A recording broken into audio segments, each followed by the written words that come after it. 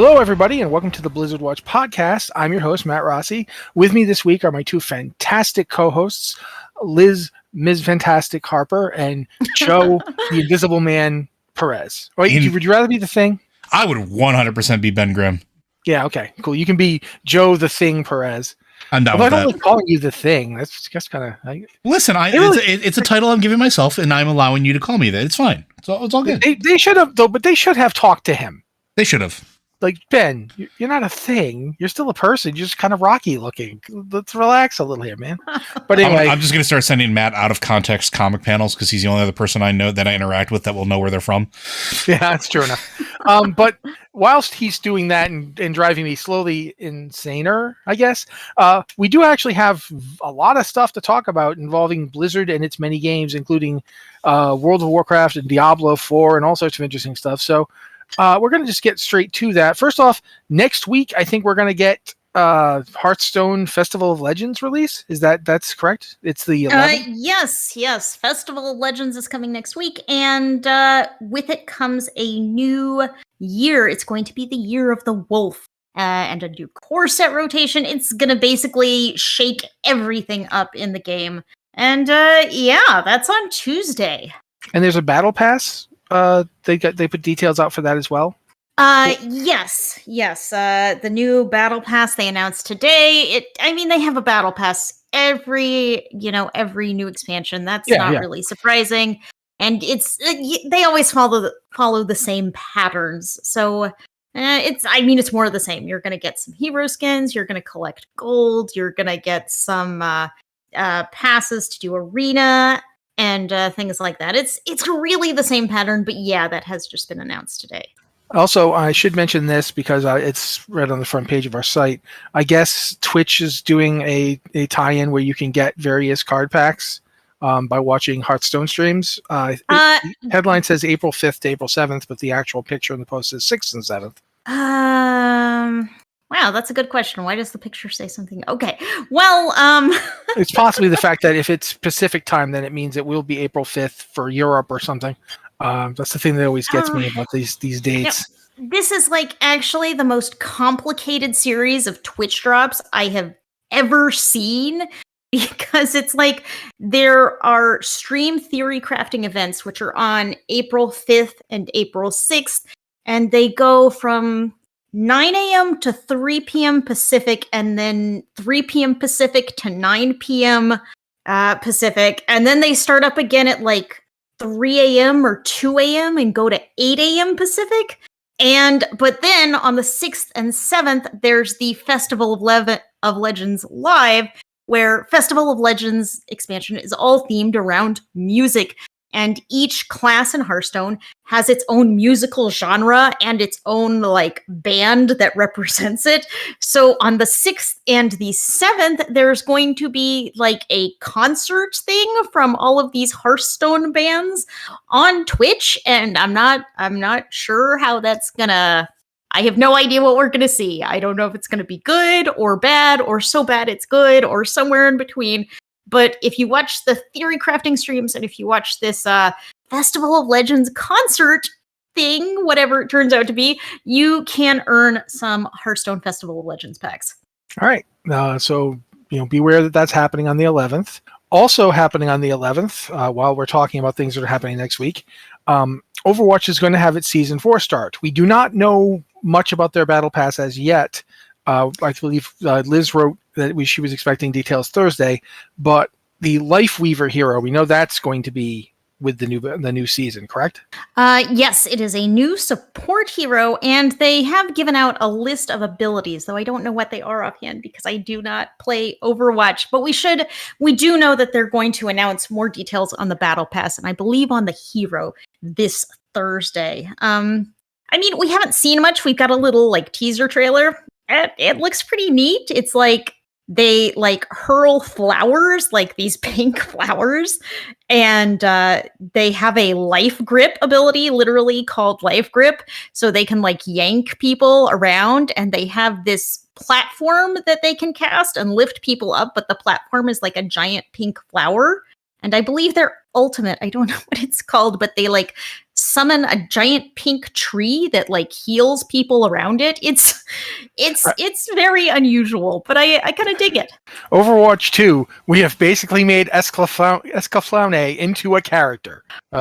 Seriously, if it's like this dude is like every Legend of Lodos War / he's just, my God, they just jammed them all into a blender and set it to Bish because wow, this dude's hair alone, man. This guy looks like if Mercy had a baby with herself. Like, I don't know how this even works. Does he has like a horn? Yeah, his hair turned. He's got the hair horn, guys. He's got the hair horn. There's definitely a lot of hair gel involved in getting that look. The villain from Final Fantasy X. That's who he looks like. Yeah, but seriously, guys, like we're not even kidding. This dude is like, wow, he's very elaborate. See, the thing about Overwatch 2 and even the new hero, Lifeweaver, is I'm curious about the story here, and I assume we'll get a story trailer if it's not live already by the time you listen to this, because we usually do get kind of a story trailer about each new hero, but I want to know more about the story and about where these people come from. And how did we get here? What is going on? Where do these people fit in the Overwatch universe? And Overwatch is... You know what would be really good about that? Overwatch is... A story mode? Yeah, it would be. And we have not heard anything about the Overwatch story mode. And we haven't heard anything about story mode in almost a year and a half. No, okay, it's been less than a year and a half because they did tell us it would be coming out in early 2023. That was kind of the line shortly before Overwatch 2 released.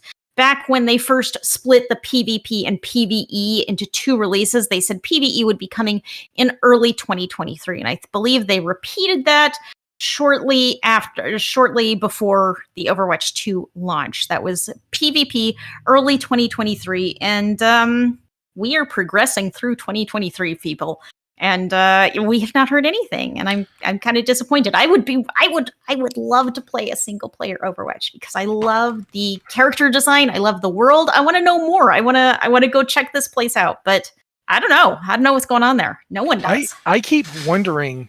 This is want to hear my horrible like speculation thing that's happening. I keep wondering if they're going to try and like just split it off into a different game. I would be okay with that. The thing is, I wouldn't because I know what happens when they do that. It goes to die. That's where your StarCraft Ghosts and your StarCraft Atlases and your whatever that other thing was going to be, and the thing that became Overwatch Titan, they all go off to die, and then maybe you'll get something out of the ashes, but sometimes you do and sometimes you do not. And I really wish it had actually come out with Overwatch. I feel like it might have actually helped a lot of Overwatch's problems if there was a strong single player base that people were like, the multiplayer's messed up at the moment, but I'm loving doing this stuff. So we'll see what happens. And if it had gotten a few more months of dev, because its initial launch was very rocky with some bugs and issues. And of course, every game has its launch day issues, but Overwatch was rocky for a while. I still can't play it. Yeah, that is kind of messed up.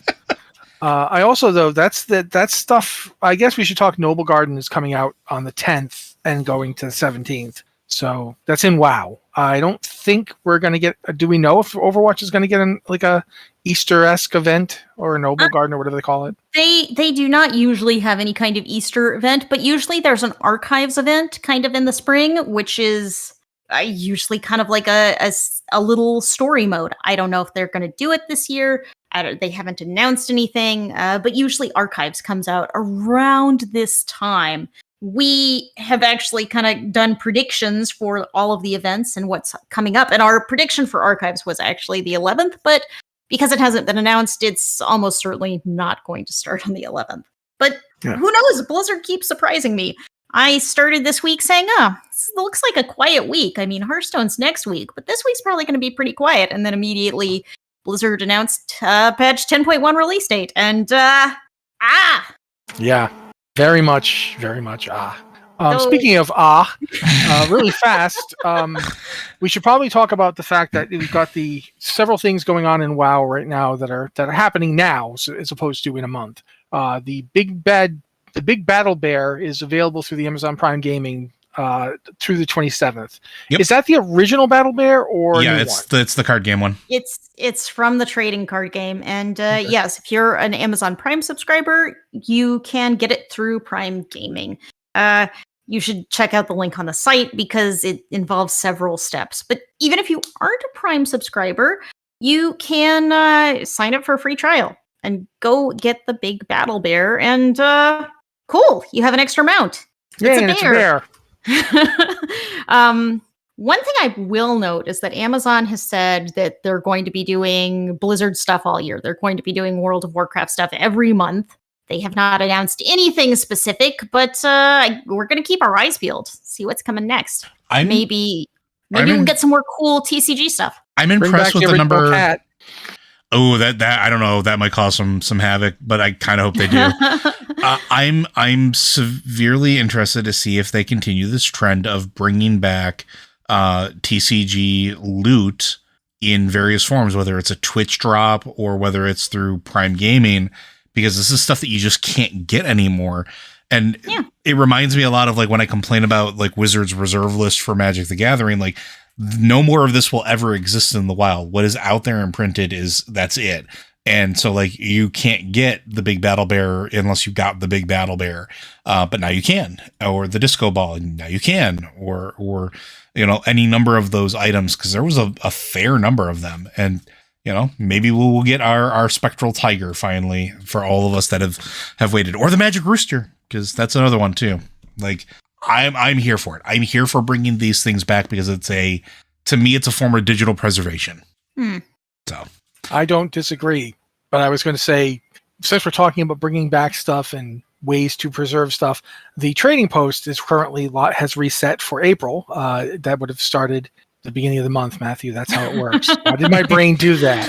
Come on, we know this. April 1st. That's when April starts. What the heck? Anyway, it started this month. It's going this whole month. That's how they work. The cool thing for me from the Trading Post this month is actually the thing you get at the end of your Trading Post journey, for lack of a better word. You can basically, if you complete enough stuff, you can get the Blades of Elune this month. Last month I got the set, so I'm hoping I can get the Blades of Elune. They're nifty. They're like trees growing out of them and stuff. It's really cool. If you're a Night Elf player, you probably really want these. Even if you're not playing somebody who usually uses swords, if they can even just equip a sword, it's just a cool thing to have. Or you can be like me and play a shaman who, for whatever reason, completely forgets that we can wield sharp, pointy things like swords. Daggers are fine. Really long daggers, they're fine too. Just not swords. I'm still going to go get them. Dang it. Yeah, well, I mean, you've got a hunter, so. Yeah, but hunters use polearms and bows now. Yeah, but they can equip swords. They can, theoretically. Theoretically, communism works. Anyway, here's my Simpsons reference of the day. Wow, that's random. That's random. Yeah, but hey. But I've been playing a lot of Fallout, so there is that. I just started playing Fallout New Vegas, so yeah, I've got a lot of that stuff jammed in my head right now. But while we're talking about that, we've mentioned the Trading Post. We should mention that the Turbulent Time Waves event is in its second week. We mentioned it briefly already this podcast. Remember that you do 5 time walking dungeons in a week. You get yourself a crack at heroic level piece of gear. 389. No, not for this event. It's 402 to 411. It's heroic level. Yeah, I just got a belt. I got a belt yesterday. That's rad. It is it's well worth doing. Yeah. If you're not if you're doing a mythic already, then yeah, it's probably not as good for you. But if you're in a guild that's more casual and you maybe won't run heroic at all, or you'll run heroic, for a while, you can get yourself up to 6 pieces of heroic level gear between 402 and 411 high level. They can be off of any boss. It can be Razageth drops. So if you're wanting to get the 2-hander from Razageth, you could get it. You probably won't, but you could. So yeah, there's a lot of neat stuff there. That's cool, and that'll be going on. This is week 2. It's 6 weeks in total, so we've got 5 more weeks of this. We had last week's. What was last week? Because I know this week's Mists of Pandaria, but I can't remember what last week was. Last week was Cataclysm. Yep. Okay. So yeah, we have Mists of Pandaria next. Probably Warlords after that then. Yeah. Yeah, it's they're going in order. Just they started in Cataclysm. Yeah, because why not? But yeah, so that's happening. And now one other little kind of semi-important thing happened. One little tiny thing, in that they gave us a release date Itty bitty. for patch 10.1 and the start of season 2. Hey Matt, when is it? Wow, that's a good question. It's May 2nd. It's May 2nd, although the raids and the season actually start on May 9th. That's pretty typical to be the week later. And they are following the pattern they followed with season 1, and they're releasing normal, heroic, and mythic all on the same day. But of course, LFR is still going to be delayed. Yeah, we don't know when even. They haven't actually said yet. They're going to announce more details on when LFR is coming out in the future. So we don't actually know that. But we do know that all the raids from normal, heroic, and mythic, they will all be available on May 9th. Also, you'll get the Zaralek Caverns zone, but we know that. Cross-faction guilds will be live. I can't wait for that. Yeah, I am really impressed by how quickly we got to cross-faction guilds here. It's I did not expect this to happen so soon. I expected it to happen eventually, but this is like, wow, we've zoomed. Zoom in. I'm looking forward to going back to being a dwarf shaman. Particularly, I will be Dark Iron. Also, I will say this: the Aberrus raid and the new zone, these are great. This is new content. Everyone's super excited about it. But I think for a lot of players, cross-faction guilds are the feature. This is like an enormous change. I remember BlizzCon 2019 when somebody in the audience asked, is there any chance that after Battle for Azeroth we'll finally have reach some kind of peace between the Alliance and the Horde and we'll move forward? And maybe we could even get cross-faction play of some kind. And they were really not. The people on stage were really not going along with that idea. They were very much not wanting that. They said something, well, you want to keep the faction conflict, we'll keep the war in Warcraft, blah, blah. You know the drill. You've heard it before. And to see now, it's 4 years later, and we're getting cross-faction guilds. Oh my gentle Jigglypuff. It's just insane. I didn't want to swear. I don't know why that made me think of the meme of Palkia rips a hole in time and space. It doesn't affect Jigglypuff. Yeah. Well, why would it? It's Jigglypuff. He's no concrete reality. Anyway, but yeah, I think this is an enormous thing. I really do want to talk about how cool it is, but we kind of have talked about it a lot, so I'm just going to make sure to say that. But also, in addition to that, we've also got the new Fire Act Assault, which is part of the thing we've been seeing a lot in Dragonflight of, and now a new thing that is attacking something else. I don't know how I feel about Fire Act Assaults, but I am glad that we're seeing stuff is continuing on the Dragon Isles. There's still reason to go to zones in the Dragon Isles. It's not just hey, everybody, let's move to this new cavern. The Fire Act Assaults are all taking place in the various zones that we already know. And we know we're going to see more. We already saw more of the Blue Dragon quest line in 10.0.7, and we know we're going to see more quest stuff in 10.1. I've already seen a little. This is a bit of a spoiler, but I've already seen Wrathion, Abyssian, and Sibelian all kind of doing stuff sort of together. It's kind of like the beginning of one of those the Final Fantasy road trip game. You remember that one where they're all in the car? It's like that one, except I don't think Rathion's making anybody toast. He might make people actually toast, but he's not making toast for people to eat unless they eat those people that he just toasted. I don't know how this is going to work, but yeah. But so it looks like an amazing patch. I'm super excited for it. I'm going to throw this to you guys to talk about. What are you most excited about for this patch? What's the thing that you really get? Yes, this is something that should happen. Good, Liz. I got nothing here. I'm always excited for new content, and I really want to see where the story goes next.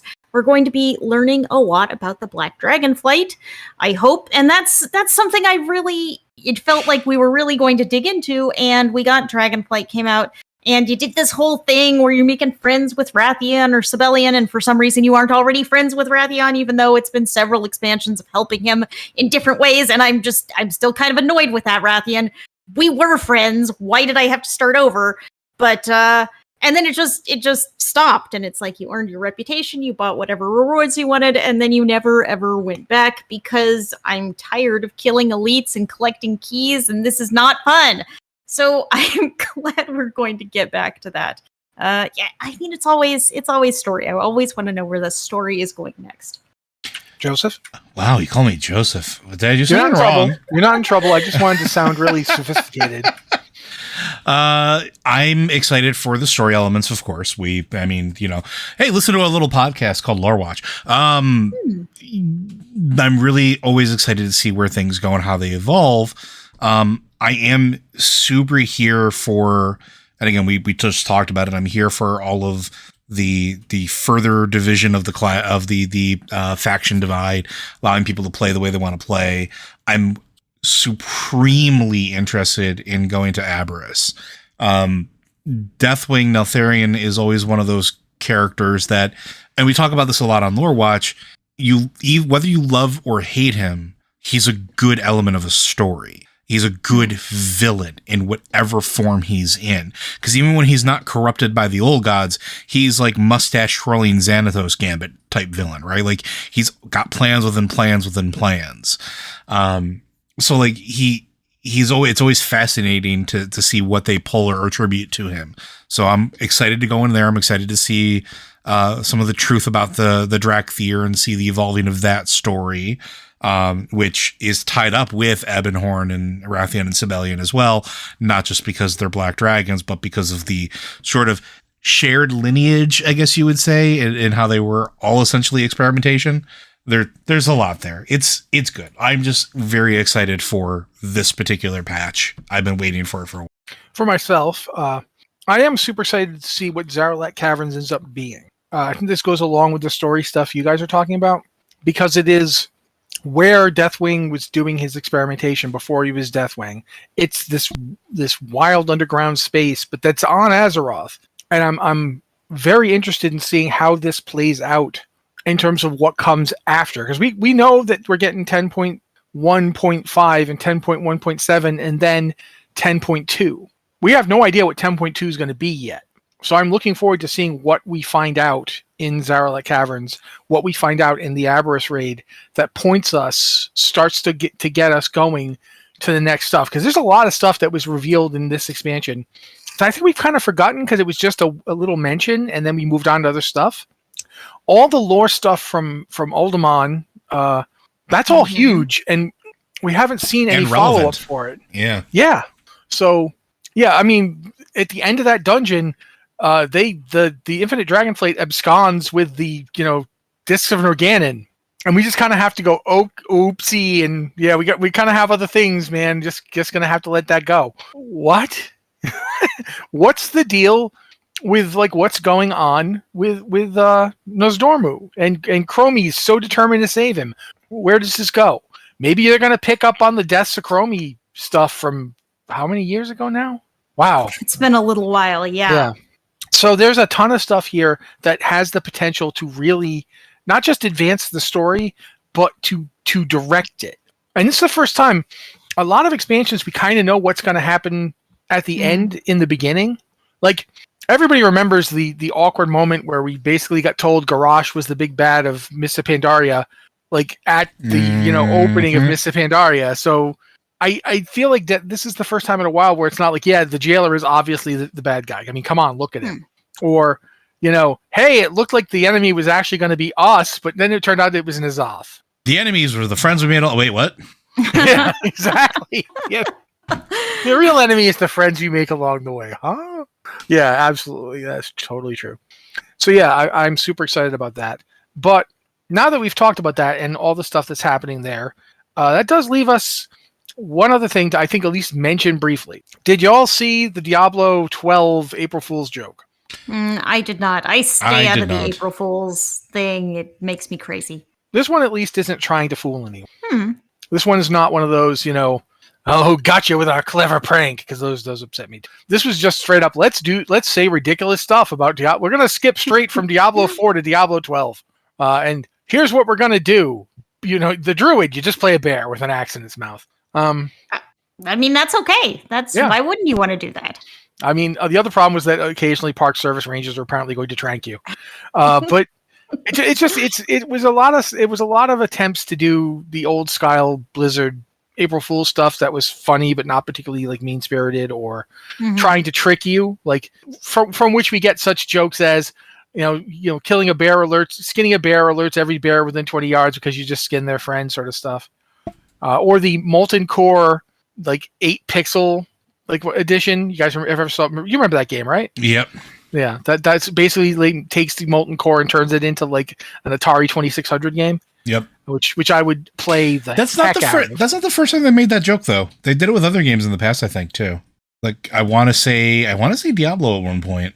They might have. Well, they might have done Diablo as a Zerk style. I swing axe. You don't have an axe. Oh well.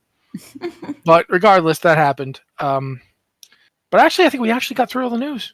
Liz, there must be something else. Usually, this is where you jump in and say, "Hey, you forgot to mention this." So. I mean, I gave you the list of stuff at the beginning, and we talked about that. I mean, we did kind of zoom through 10.1, but we're still a ways from 10.1. We got a lot of time to prep and think about that, and probably a lot more 10.1 news coming as we get closer. I want to know more about I will say that we didn't mention the Meet New Allies bit. Yes. There is the local inhabitant. We get more people. I'm so happy. I like moles. I'm just surprised that I'm not surprised that the Drogbar are back. I'm just surprised that Blizzard remembered that the Drogbar should come back. Seriously, that they were introduced in Legion as people that at one time had been like servants to Deathwing, and who were like inhabiting his base and working as like his followers. They should absolutely be in Zaralek Caverns where his laboratory was. Mm-hmm. That's what he used them for. Or at least have like knowledge of the fact that exists, because they travel the deep places, right? That was established in Legion, and they have. Well, technically, the hammer is gone. I think. Yeah, we left the hammer inside a place, and the last I heard, Ashara came in and at least stole one artifact. If she left the rest of the artifacts behind, that would surprise me. Listen, when you're on your way to the Void to say that you've come to bargain and put them in a position where they have no option, but to give you the power that you demand, you go and you stop and get the Pillars of Creation. That's just how this works. Yeah, the Pillars of Creation were left basically just, just leave them there on the dais. I'm sure everything will be fine. Nobody will come in and take any of them. Next expansion, Tidestone's in their hands. So yeah, I'm pretty sure she's got other three. I don't know what she does. Somebody make me fan art of Azhara in her squid octopus form. She has 8 legs, right? She's an octopus. I think so. I don't actually know. In her cephalopod form, wielding all of the Pillars of Creation. Go forth and do it. I know you can.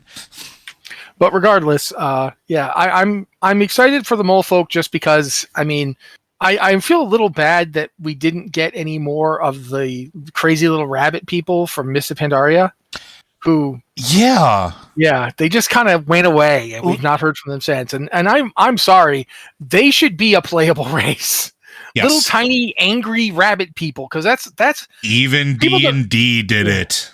People do not understand just how good that is, because people look at rabbits and think rabbits, they're so cute, and they're adorable. But everything you think they're doing that is cute is actually them expressing just how much they're angry at things. Yeah.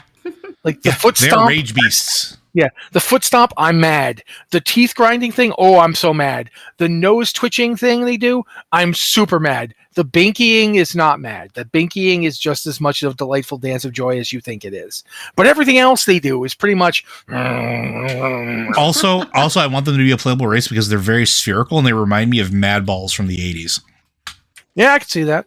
I mean, let's be upfront. I mean, the fact that we didn't get Tuskar in this expansion is kind of amazing to me. Yet.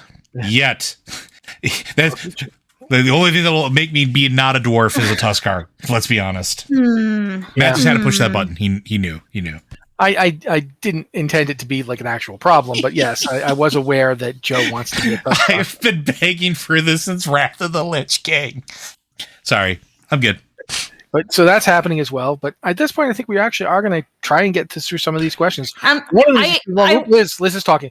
I will, since we started talking about this, clarify a little that we are getting a new renown track in patch 10.1, which is the Niffin, which are the mole people we were all discussing. I think it's actually like the Niffin and Friends, which includes the Niffin and the Tuskar. No, not the Tuskar. Niffin and Drogbar. Yes, Drogbar. Wow, I'm getting... We have many races.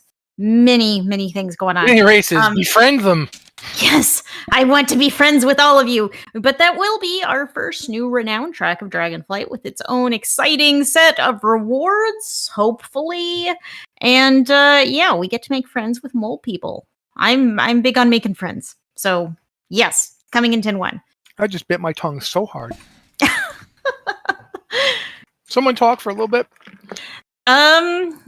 Well, see, now that you've asked me to talk, it's like it's impossible to come up with something to talk about. I guess I could just go into our questions since we are in questions, and maybe instead of making Matt come up with a convoluted way to pick whether Joe or I read the first question, maybe I should just read the first question. So I'm gonna do that. Okay, so after listening to the recent episode, will Drakthir get a new support spec or a new class? I have questions for regular Blizzard Watch podcast. First, how would a support class spec work in WoW, especially when it comes to balancing between party raid sizes?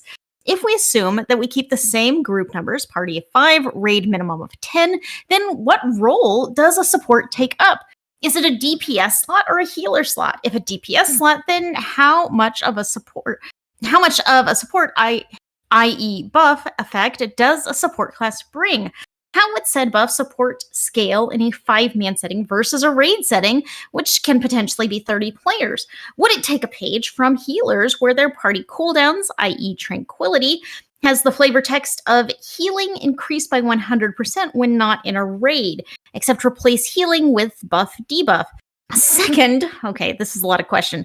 Previously in WoW's history, Vanilla and Burning Crusade, we did have some support-like classes, such as Paladin, but the gameplay wasn't that much fun, i.e. 5-minute blessing bots, been there, done that, or mages that exclusively wanded in Molten Core to save up mana for decursing the boss's raid-wide curse, etc., etc. Is this something that players really want back? Additionally, would you envision that more support-like spells being transferred over to these support specs, similar to how Demonology Warlocks had abilities taken away to be given to Demon Hunter, or an entirely new set of support-like spells added? I'm gonna answer this stuff before we try and because it's a good comprehensive set, by the way. Yes, this is from Buckwooster. Buckweister? Wow, I don't know. Buckwister. I'm sorry. I'm sure I'm pronouncing that wrong. I tried. An attempt was made. So yeah, let's start at the beginning of this. And how do y'all see a support class working in WoW? Because it is unusual. We've been dealing with this kind of Trinity tank healer DPS since the game has existed. What do we do when we throw a support class in the mix? I'm going to blatantly steal from the best support class ever designed for a TTRPG. I know what he's... Oh, TTRPG? Interesting. Okay. And I'm going to say, make them bards. Because bards have what a support class should do. Bards can be very effective melee combatants, but they're never going to outshine somebody who's a dedicated member of a class that is a melee class. Bards can be really good spellcasters. They're never going to outshine a wizard or a sorcerer and all their feats and talents and abilities. Bards can even be a good backup healer, but they're never going to be a healer on the same level as a druid or a cleric, or even a paladin who wants to be a healer. So what bards bring to the table is twofold. One is flexibility, that they can kind of play with a little effort. They can play any one of multiple roles. You've got your bard who can 1 second be like, playing a lute, and the next second casting Zephyr Strike and hitting 6 people. Like they have that, they express that. I don't want to say depth. Instead of having depth, they have breadth, versatility. That they're it's like a shallow but wide pond that they can pull from. And in terms of their buffs, bards are very good at buffing. They can make a party stronger. They can do it in a variety of ways. Some of it is, oh, you think you hit my friend? No, you don't. And some of it is, oh, you think my friend didn't hit you? Yes, he did. And that's the kind of thing that you could absolutely throw onto a support class without having to make them just stand in the corner, buff people. Like, they don't have to be that. You can have a support class that is very much doing stuff. It isn't just standing there in the corner wanding to waiting to cast a decursive. You don't have to do that. That does not have to be how this is designed. I don't think anybody wants the way paladins and other classes felt forced to be support in vanilla back. I don't think anybody would want to play that play style. Yeah. I know that I've yet to meet a paladin who was happier when they just stood around and let the other 39 of us do stuff, and then when we all died, they would heal, they would res us. Like, that's never been something I've seen a paladin go, boy, I miss the days when I would cast Blessing of Kings on everybody and then go sit in the corner. Like, no. So I don't think that's likely to come. But I do think you could definitely build a class around the concept of does a lot of things well, doesn't do anything as well as like a dedicated person, but can fill in. And you could even vary it. Like, you could have a class that is mostly a tank, as like they're a buff class, but most of their secondary stuff is tank related. So if you get a tank dies, they could theoretically taunt and hold aggro long enough for you to get the tank back up. And all their stuff is about buffing people's survivability, giving more health, giving more resistances, and, making it harder for things to hit them. And that could be like one flavor of the support. Another flavor of, if we had an all support class, you could absolutely have a healing one that is support for healers, does a lot of stuff to make healing better and stronger. Essentially, think of them as living totems that can also attack, or can also heal, or could also battle off tank. And that's what I think that's one idea I have for them. Go ahead, Liz, you were talking.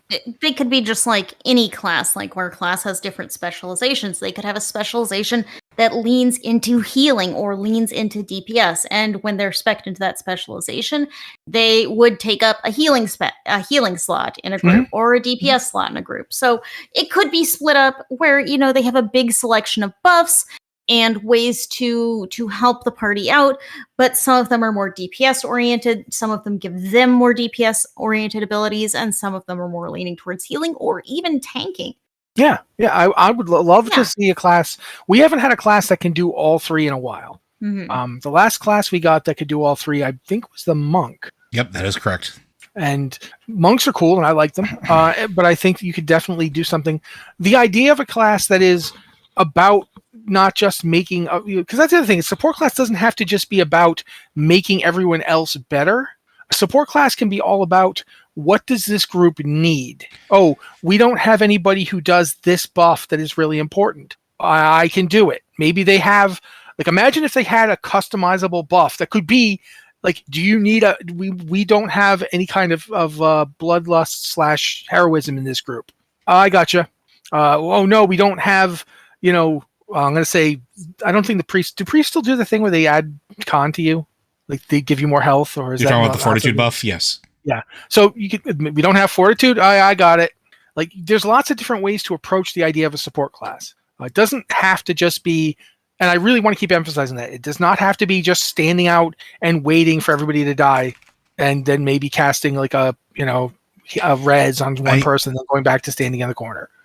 That does not have to be how we do this. So I think I talked about this before, because we get asked this question periodically, especially with even before it was ever conceived as a possibility. And I keep going back to City of Heroes, and I keep going back to the controller, because the controller was not just something that buffed you. It had healing capabilities. It had the ability to do things that benefited the party, whether it was rotating buffs or things like that. It also debuffed the enemies. It controlled the flow, slowed them down, or caused them to miss more frequently, or caused them to get knocked out of it. So I kind of like the idea of maybe a support class that sort of fills a more active role in both managing the party and enemies as far as like encounters go. Now, the other thing that I will say is maybe a bit controversial. Healing is very one-dimensional in World of Warcraft. You make green health bar go green. That's what you do. Mm-hmm. Every healer in the game does it a different way, but ultimately it's the same goal. But what if it was a healing class that didn't care about that from an active standpoint, aside from doing things like I don't know, maybe increasing natural hit point generation instead of causing you to have a spell cast upon you. There used to be HP 5 and there used to be MP 5.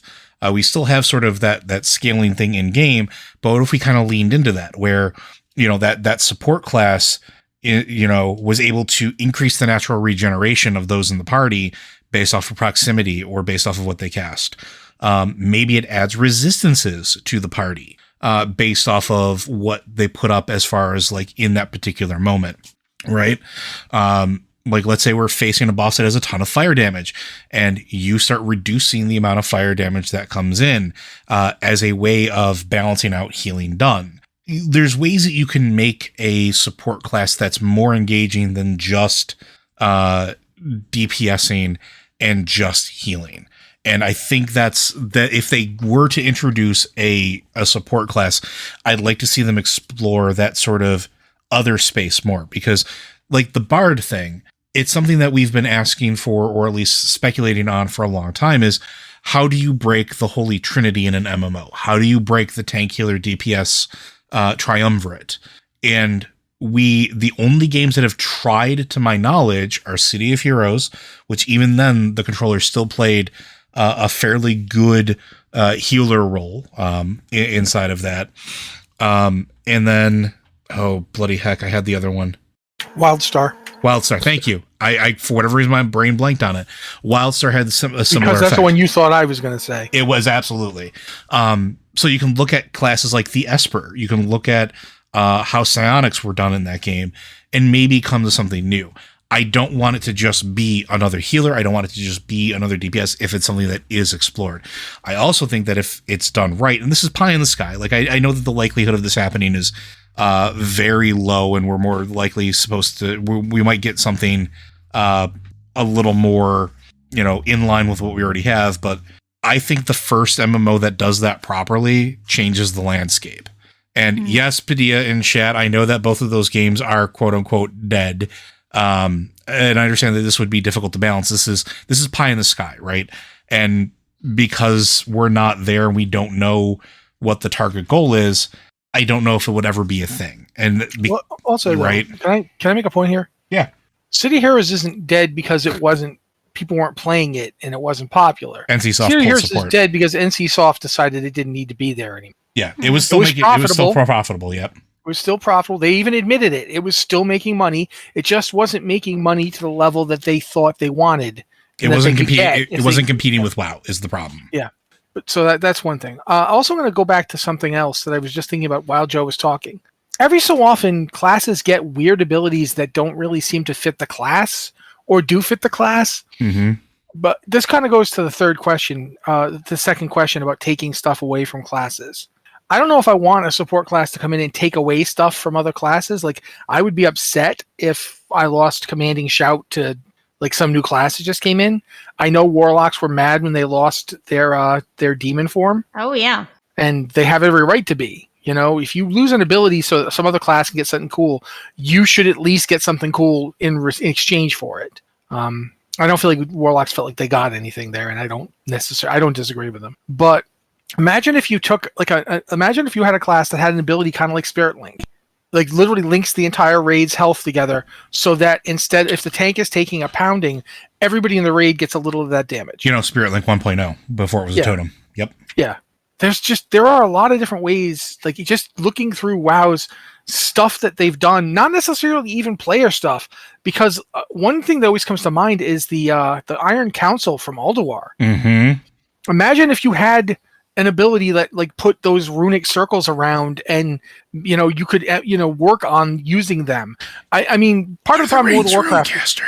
Yeah, part of the problem with World of Warcraft is anytime they put anything on the ground, I immediately run away from it as fast as I can. Yeah, I am painfully aware of this.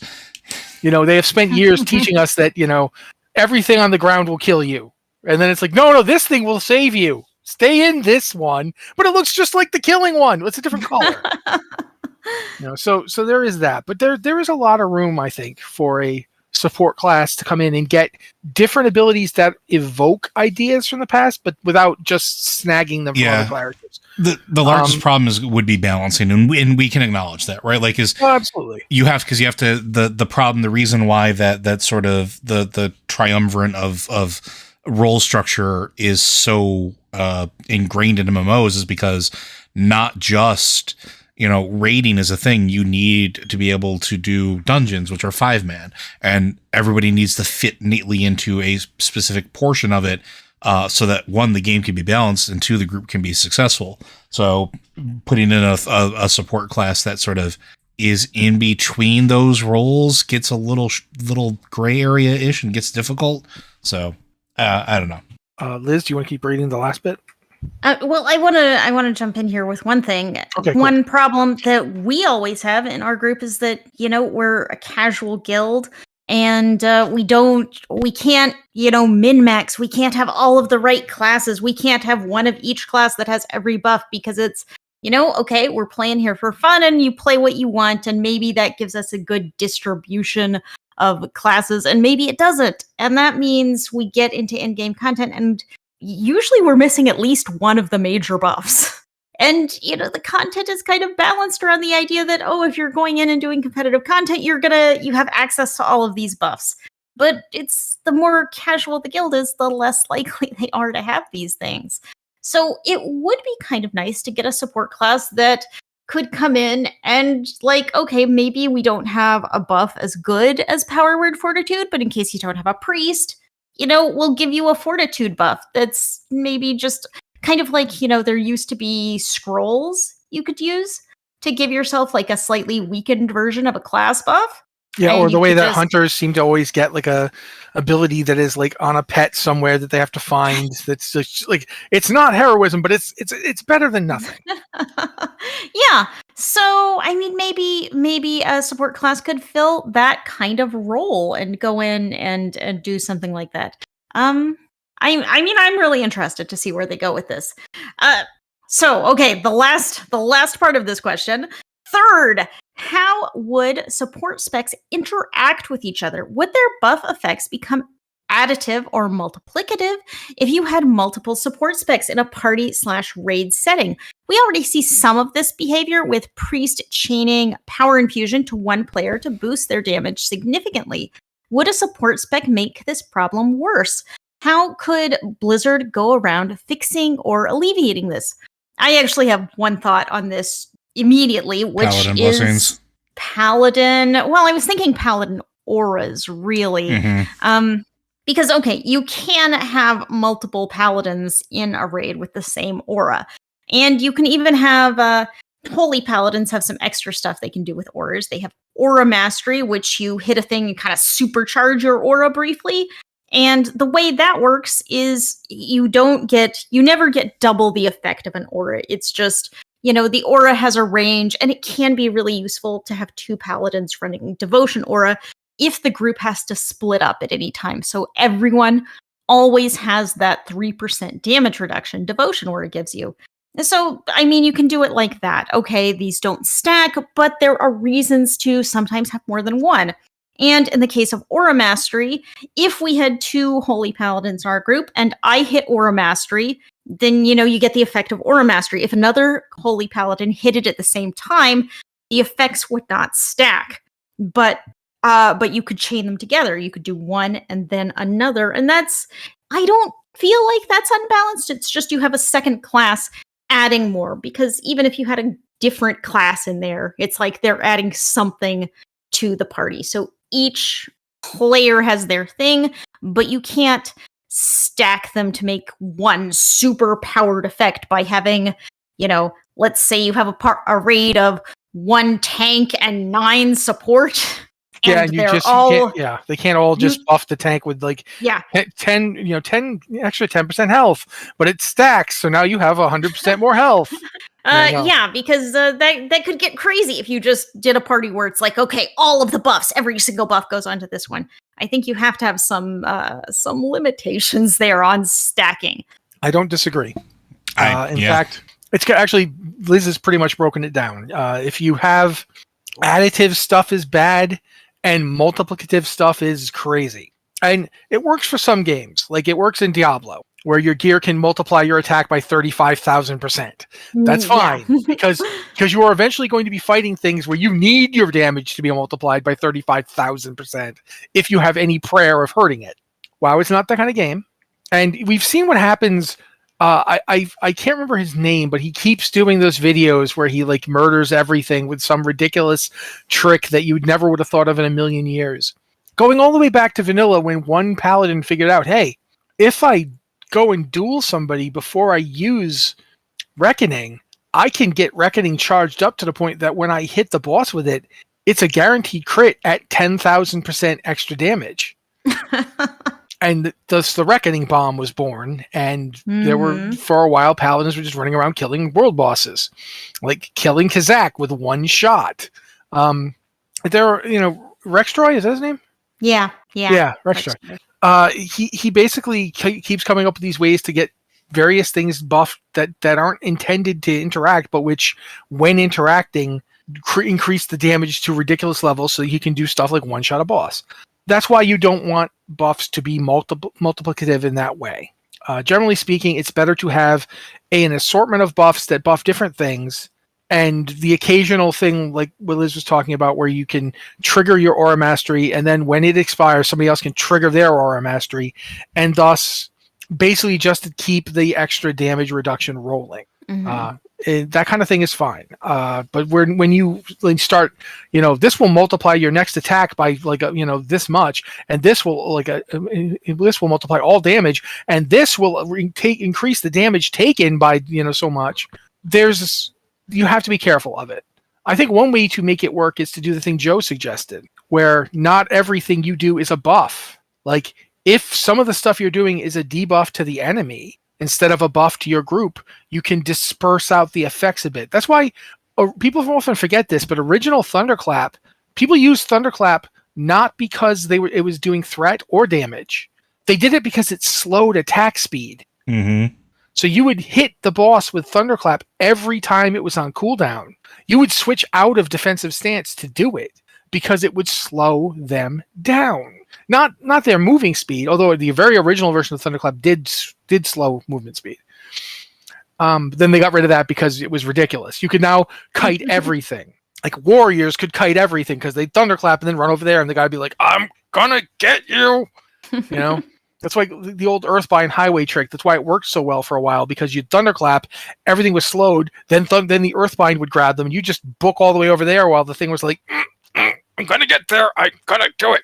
I think you need to look at how you want these things to interact. I don't think you want to have a situation where just everybody I'm let's call them rune casters here. I can't come up with another name. I'm a rune caster who specializes in haste buffs, and I'm a runecaster who specializes in haste buffs. Do you have the plus 10% haste buff? Yes, I do. Well, let's both put it on this one guy.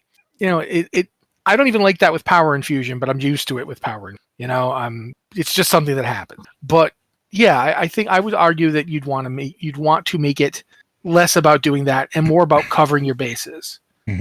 More about well, we really could use this buff, or this buff. Well, I've got, a buff for every occasion, so I'll just look in my tome. Here we go. Boom, that buff. Something like that. But I also think that the idea of they're not just buff bots. Like, if they're also doing things to the enemy, like that, like I mentioned, Thunderclap slowing attack speed. If you had an ability that would, reduce your enemy's attack speed, or reduce, just take a flat 5% off of their damage. Man, if only we had context for that in game that's already been established. Like, I don't know, maybe a section of a dragon area that's super slow on time and continues to reduce what you can do in there. I don't know, just spitballing though. Yeah, or for that matter, I mean, we've got warlocks with curses. You could make curses, effective again. I don't think curses are particularly effective anymore, but they used to be pretty. I remembered going into Encourage, and warlock curses were great. Yeah, back in vanilla, I played a warlock in vanilla, and I did not get brought to raids because I was a good raider or because I did great damage. I got brought to raids so I could put a curse on the boss that would increase the mage's damage. Yeah, and nobody wants that to be a way any class plays. Yeah, but you could contribute things like that. oh, I have an ability to debuff the boss that makes this better for us in some way or another. Absolutely, yeah. But I think we've pretty much answered this one. Do you guys agree? I agree. It's okay. Well, Liz read the last one, so Joe. All right. This one is from Carban. Okay.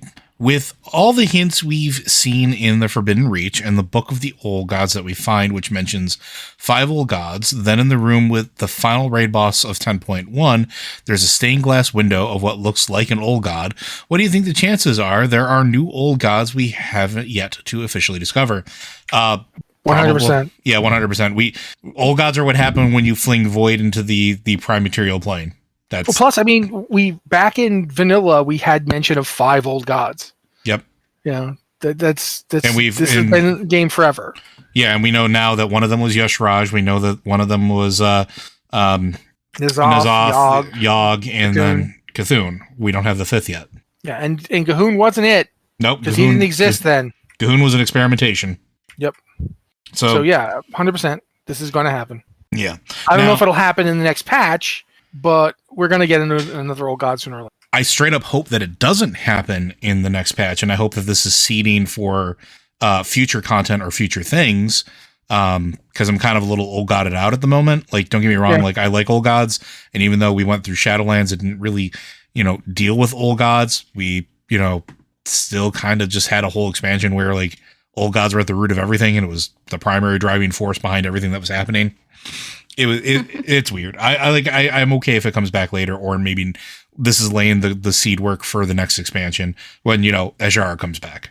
Yeah, I can see that. But okay, one last question, and Liz, you're back up.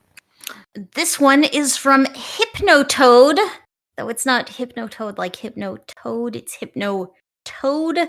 Yeah, I don't think there's any way to say that where you're going to tell the difference without like a tow truck. Out. Yeah. Hypnotoad like a truck. Yeah.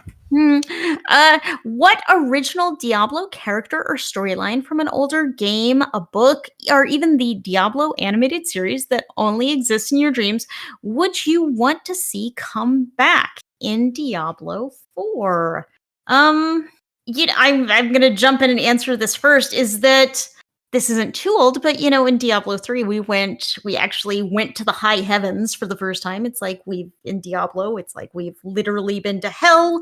We've done all of these things with demons, and it usually focuses on demons and smashing demons in the face.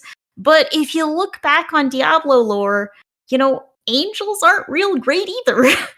Angels, as much as demons, were ready to wipe out humanity. They do not like us. They have no fondness for humans except Tyrael, who's just a weirdo, I guess. And of course, we saw Malthael in Diablo 3, who was ready to wipe us all out because all humans on Sanctuary are, they're part demon. They have a little demon to them. And I would like to see us look more into that story, and maybe Diablo 4 will do this because we know Diablo 4 has a lot on Inarius. He's a big focus in the Act 1 we got to play through in the Diablo 4 beta. I would like to see more of this kind of dichotomy where, okay, demons, not great people. They kind of want to kill us and corrupt us and do bad, terrible, horrible things. But the angels in the universe aren't that great either. I would love to see a little more of that story and kind of bring a sort of balance to the narrative, because it is, obviously it's called Diablo. We're kind of focused on that side of things, but there is a dichotomy there, and the game has only just scratched the surface on it, really. Yeah, I have to agree. The fact that Malthael's plan to kill all humans on Sanctuary got a lot closer to success than anything any demon's ever done. Yeah. He killed 90% of us. That's like 2 Black Deaths going back to back. Yeah, but isn't it like he wanted to kill all the humans because, Nephilim, and the demons wanted to, use Nephilim. So yeah, but still, the demons haven't actually successfully created a Nephilim army out of 90% of the human race yet. Whereas Malthael straight up killed 90% of us. It's fine. Lilith's back. Yeah. No, I definitely think that there is more to that story that we definitely would love to see. So yeah, that's cool. Joe, you got one before I jump in? I mean, I really can't add anything. Like Liz kind of hit on the thing that I would say with this. So yeah, all right, let's see what Matt's got. There are a host of minor characters in the Diablo story who appear, show up, do some stuff, and then they're gone, and we never really see them again. Some of them we know are dead. Like, for instance, we find Wart's leg, so we're pretty sure Wart's not around anymore. But there's a lot of them that I would like to see, and I'm going to bring up two of them now. One of them is Leah, who was kind of your sidekicky friend in Diablo 3, who turned out to be the daughter of Aiden and Adria, and thus, although she didn't know this, the daughter of Diablo himself, because Aiden kind of had a stone stuck in his forehead that was full of evil juice.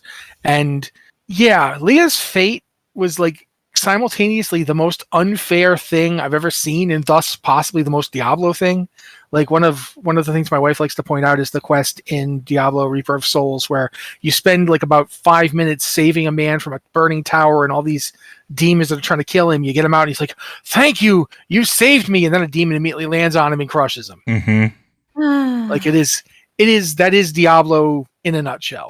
But I'm not saying we have to go and like save Leah and restore her to life, but I would love to see us go down into hell and bust Leah's soul out, so she can at least go to wherever people's souls go that isn't hell. Because she didn't deserve that. There was nothing, the girl wasn't evil. She wasn't sinister. She wasn't cruel. She wanted to help people, and she got used horribly by her own family. So yeah, I definitely want to see something fix that up. The other is Shen. Oh, what is he? Covetous Shen? Yeah. Covetous Shen. What is he? Is he some kind of spirit? Because here's the thing. We're seeing hints of it in Diablo 4 through Rathma. And I don't want to give spoilers to anybody, but one of the things that Rathma says in the thing when we're going through Act 1 is that he had a prophecy that he had to go to an ancient serpent to help him decode. That serpent is Trag'Oul. Yep. Trag'Oul is the dragon of the balance. He is not from heaven. He is not from hell. He is not part of this war, and yet he is this cosmic being that is somehow intertwined with Sanctuary. One possibility I remember was the idea that Trag'Oul was literally the personification of the World Stone. The World Stone is the eye of Anu. It is what's left of the being that created existence. And the reason that humans have angel and demon in them is because of Lilith and Inarius and their followers, who, when they got to Sanctuary and created it using the World Stone, immediately got busy. You know, as part of Lilith's plan, she wanted to have kids and to have angel demon babies because they'd have the powers of both. And Malthael even says in Diablo 3, Malthael goes on this whole thing about how the thing that's making him so angry about the Nephilim and the humans is that they have more power and more choice than any angel or demon. The power to be able to make a choice as to whether or not you do right or wrong, the way you are orderly or chaotic. He's like, it shouldn't be in the hands of beings that are here and then dead. This should only be for us immortals. And yet we don't have it, and they do, and that offends me. And I want, like, those are the kind of things I want to see followed up on. I want to see if Covetous Shen is in fact a god. I want to see what that means. Yeah, you know, he had a lot of information about the Dargeist gem too, didn't he? He straight up says at one point that he's, you know, he doesn't ever say I stole it when I was this thief god, but he hints heavily that he was the thief god. And Durgast certainly seems to treat him like he's the thief god. And so does the moon spirit. When he talks to her, she acts like he was that thief god that she fell in love with. So, and that's the other thing, we don't have a whole lot about like how other religions work in Diablo. Really, we haven't really had an extensive, in-depth view at that, have we? Like there's Tianza, where they've like everybody there has their own religion. It's like the thousandfold gods. They have 1,000 gods. Is Covetous Shen one of them? Yeah. Is Trag'Oul some kind of godlike being? Is Trag'Oul the World Stone? Is Trag'Oul Anu? Like, did Anu survive his own death? Like, you kind of think that when you rip yourself apart into like this pure good thing and this horrible evil thing, if you go back to like this whole idea of you're doing this to discover yourself, because as long as you're all everything and you're never nothing else, you can't really understand yourself because you're just everything is you. So to look at yourself as an individual concrete being, or many of them, is the way to self-discovery for an omnipotent deity figure. Is that what Trag'Oul is? I don't know. But there's room for some story here, guys. Like, let's actually have Trag'Oul meet the players. Instead of it just being, he talks to Rathma and sometimes he talks to Mendeln. Like, have him talk to us. It would be nice to have a figure who, A, cares what happens to us, B, is invested in what happens to us, and C, isn't, no offense to Tyrael, but why does he have to be the only one we get?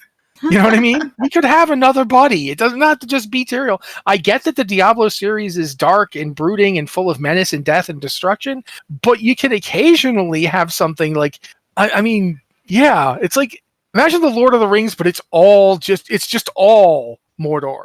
Like, no one would want to see this. It's just all Mordor all the time. That's all we ever get is Mordor. Let's occasionally think maybe good can pull it out. Obviously at the end of the Lord of the Rings, good does pull it out. But if you just edited out all that stuff and just showed the hobbits being tortured as they tried to get to Mount Doom, it would just not be. It'd be a buzzkill, man. Let's have at least one other friend. And the fact that it would be a big dragon would just be, that's just nice. We've learned for Dragonflight, big dragons make good friends. Yeah, that's mine. One thing we've seen in the bit of Diablo 4 that we've seen so far is this concept of, there are angels and there are demons and they're in this eternal conflict forever and ever. There's Inarius and Lilith, who are ancient enemies, is what they're called in the game. And it's like humans are sort of stuck in the middle of this. And it's kind of like we have to look out for ourselves because no one else is going to do it. And so that's always been true of Diablo. That's always been true of the game, that it's like no one likes us. The angels don't like us. The demons don't like us. And it's interesting to see that really kind of hits home in Diablo 4 for the first time. That we are stuck in the center of this cosmic, eternal war. And no one cares about us. No one cares about us. And Sanctuary has been through it. Sanctuary and the people of Sanctuary have been through everything. Everything bad. Most of the good things don't make it to Sanctuary. So it's really just bad things. Every bad thing you can think of has happened to Sanctuary and the people of Sanctuary. Because of the angels and because of the demons, because of the stupid war, and we have to look out for ourselves. Zoltun Kulle was right, man. Get a T-shirt printed. Zoltun Kulle was right.